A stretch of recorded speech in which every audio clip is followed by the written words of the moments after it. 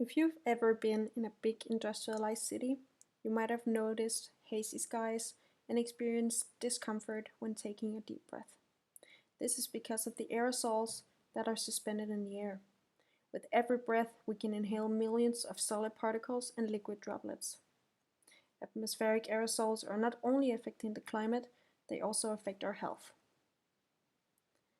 The atmospheric aerosols are not a product of natural and anthropogenic processes on land only. They can also be created in the atmosphere through complex gas phase reactions of organic compounds that are emitted to the atmosphere. This creates secondary aerosols.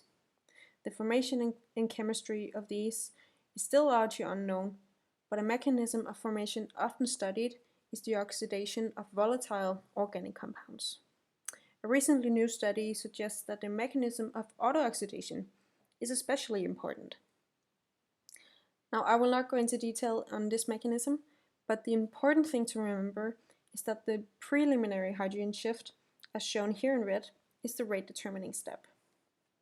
The first couple of reactions with hydroxyl radical and molecular oxygen are very fast. So hydrogen shifts are quite important and we should investigate them some more. Now, the problem with this is that the amount of possible reaction pathways is huge, and the calculation and/or measurement of the reaction rate is a daunting task. This study aims to describe how the reaction rate of a hydrogen shift correlates with the chemical structure of the peroxy radical.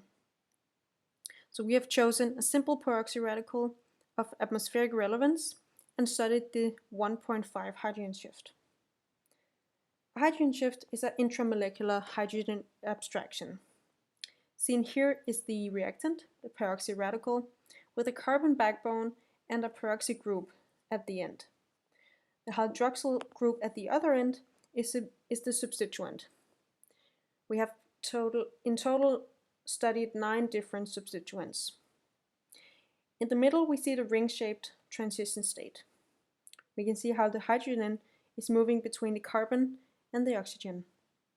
At the right is the product, now with the hydrogen attached to the peroxy group. So we have calculated the reaction rate constant of this reaction. The rate constant will be estimated using transition state theory, and we have utilized density functional and coupled cluster theory, along with the corrections for the quantum phenomena of tunneling. This graph shows the effect of substituents on the reaction rate. On the logarithmic y-axis is the relative rates. So the rate with a substituent is relative to that with just a hydrogen as a substituent. We see how the effect is largest with substitution with a carbonyl group. The rate constant is approximately 1 per second.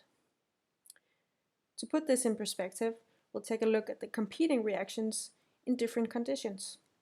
In both high and low NOx conditions, with the corresponding reaction rates for the competing bimolecular reactions shown in red and green, the 1.5 hydrogen shift can actually compete with these reactions if we do have a carbonyl and a C double bonded C substituent. This way, the rate of autooxidation will increase. From this study, we have reached a couple of conclusions. Substituents do have a large effect on the rate of a 1.5 hydrogen shift, with conjugating, electron donating, and electron withdrawing groups all seemingly increasing the rate constant. This increase will in some cases mean that the hydrogen shift can compete with other bimolecular reactions, thereby increasing the autooxidation rate. Although nice conclusions, many questions still remains to be solved.